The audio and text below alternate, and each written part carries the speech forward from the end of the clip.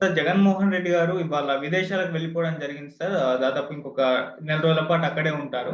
అయితే ఈ సెప్టెంబర్‌లో జగన్మోహన్ రెడ్డి గారు లేని ఈ టైంలో వైసీపీ మొత్తాన్ని ఖాళీ చేయాలని చంద్రబాబు నాయుడు గారు, పవన్ కళ్యాణ్ గారు ప్లాన్ చేస్తున్నట్టుగా తెలుస్తుంది. దీన్ని సెప్టెంబర్ సంక్షోభం అని కూడా ఒక పేరు పెట్టేశారు సార్. మరి ఇప్పుడు వైసీపీ ఖాళీ అయ్యే పరిస్థితి కనిపిస్తుందా? మరి దీన్ని జగన్మోహన్ రెడ్డి గారు ఏ విధంగా హ్యాండిల్ చేస్తారు? మీరేం చెప్తారు?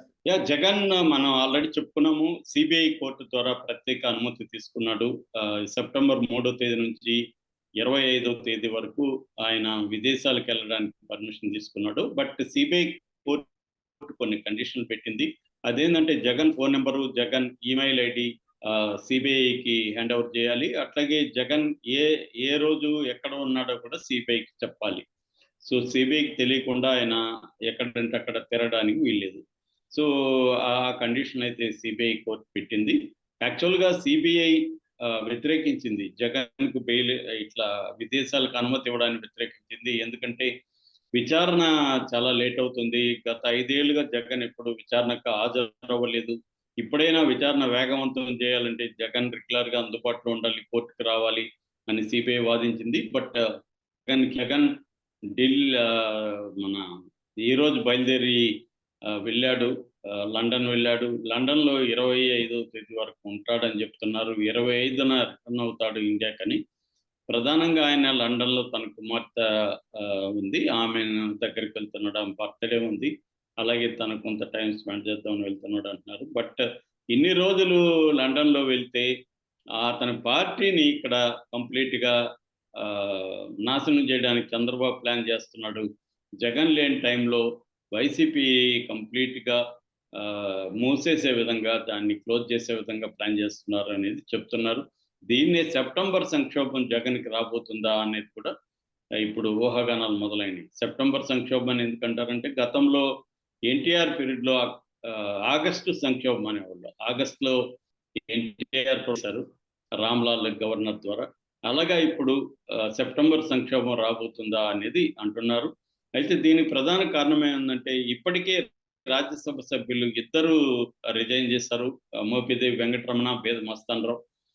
మిగతా ఇంకొక 7 మంది పైన వచ్చేస్తారని చెప్తున్నారు.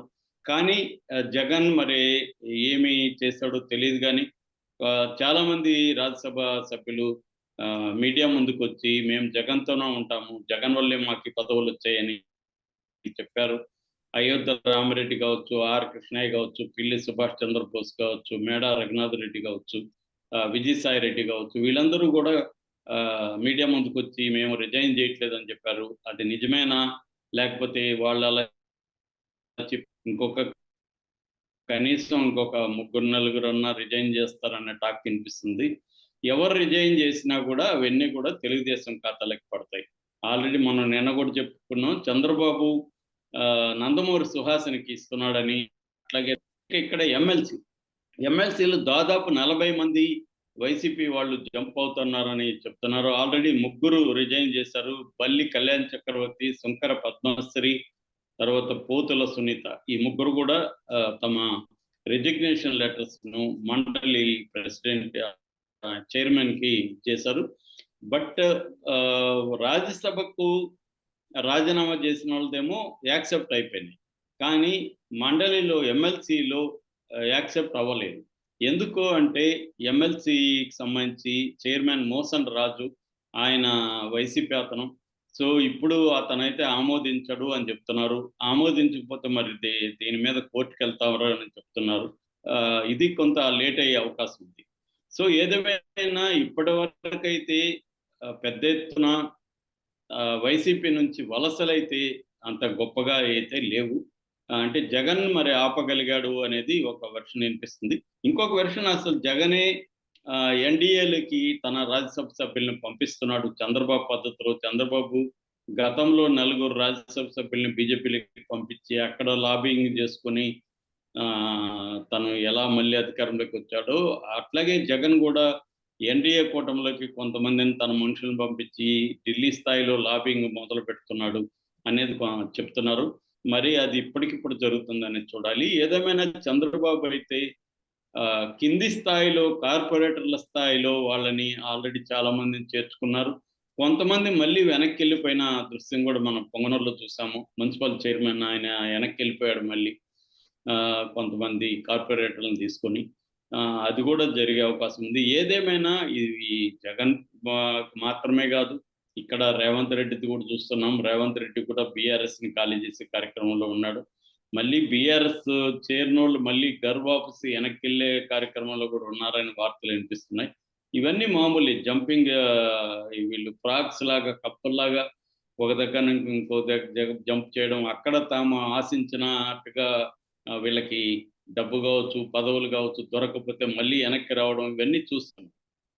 మామూలుగా ఏంటంటే చంద్రబాబు వీళ్ళ మీద ఫోకస్ చేస్తున్నాడు. దీనివల్ల చంద్రబాబు కూడా ఇంటర్నల్‌గా ఇటు బీజేపీ నుంచి, ఇటు జనసేన నుంచి, ఇటు తెలుగుదేశం కేడర్ నుంచి, నాయకుల నుంచి కొంత అసంతృప్తి కూటమిలో కూడా మొదలైంది. ఎందుకంటే ఇప్పుడు చంద్రబాబుకి ఏ రకంగాను వైసీపీ లీడర్స్‌తో పని లేదు. వాళ్ళు తమ పార్టీలో చేరాల్సిన అవసరం చంద్రబాబుకి లేదు.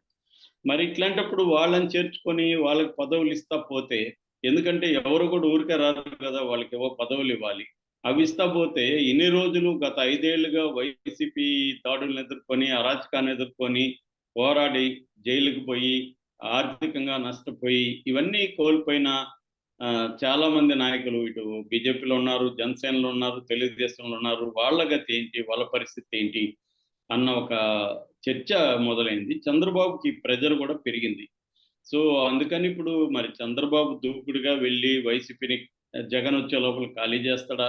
లేదు, ఇంతకు ముందంటే ఎన్టీ రామారావు పీరియడ్‌లో అమెరికాకి వెళ్ళిపోతే ఇక్కడ వాళ్ళతో టచ్ అనేది పోతుంది. ఇవాళ అది కాదు. ఇవాళ కమ్యూనికేషన్ సిస్టమ్ అనేది డెవలప్ అయింది కాబట్టి రోజు ఖచ్చితంగా జగన్ అందరితో టచ్‌లో ఉంటాడు. వీడియో కాన్ఫరెన్స్‌లు జరుగుతాయి. కాబట్టి జగన్ ఓన్లీ ఫిజికల్ డిస్టెన్స్ తప్ప ఈ జగన్ లండన్‌లో ఉన్నంత మాత్రాన తనకేదో తెలియకుండా ఇక్కడ గూడు పటాన్ని చేసేయొచ్చు అనుకునేది పాతకాలపు టెక్నిక్ తప్ప అదేమీ కాంటెంపరరీగా పనికిరాదు ఇవాళ. ఇవాళ ప్రపంచం గ్లోబల్ విలేజ్ అయిపోయింది. కమ్యూనికేషన్ పెరిగిపోయింది. ఎక్కడి నుంచైనా మనం రిమోట్‌గా ఆపరేట్ చేయొచ్చు. వర్క్ ఫ్రమ్ హోమ్ అనే కాన్సెప్టే మనకు ఒకప్పుడు తెలీదు. అది నమ్మేవాళ్ళు అసలు ఇలాంటిది ఉంటదని కూడా ఊహకు కూడా అందలేదు. ఇవాళ ఎవరి ఇళ్లల్లో వాళ్ళు కూర్చొని ప్రపంచవ్యాప్తంగా పనిచేసేస్తున్నారు. హ్మ్. కాబట్టి ఈ కాలంలో జగన్ లండన్ పోయినంత మాత్రాన సెప్టెంబర్ సంక్షోభం వచ్చేస్తది అనే ఊహాగానాలకి పెద్దగా విలువ లేదు. ఎందుకంటే జగన్ లండన్‌లో కూర్చొనున్న ఆయన అక్కడ మాత్రం డైలీ ఏం చేస్తాడు అతను? సో, డైలీ అతను కాన్ఫరెన్స్ కాల్సు, ఇక్కడ వాళ్ళతో టచ్‌లో ఉండడం, ఏం జరుగుతుంది, తను అక్కడ గైడ్ చేయడం, ఇవన్నీ తను అక్కడ నుంచి చేస్తాడు. ఎవరితో మాట్లాడాలన్నా తను అక్కడి నుంచి వీడియో కాల్స్‌లో వాళ్ళతో మాట్లాడొచ్చు. వాళ్ళని కన్విన్స్ చేయొచ్చు, గైడ్ చేయొచ్చు.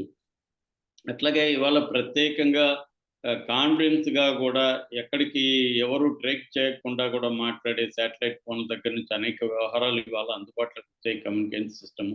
అలాగా గూడా వాళ్ళు ప్రైవేట్‌గా గూడా గైడ్ చేసే అవకాశం ఉంది. కాబట్టి జగన్ ఏదో లండన్‌కెళ్ళగానే ఇక్కడ సెప్టెంబర్ సంక్షోభం వచ్చేస్తదనేది తెలుగుదేశం మీడియా రాస్తుంది తప్ప, అది జరగడం అనేది అంత ఈజీ అయితే కాదు.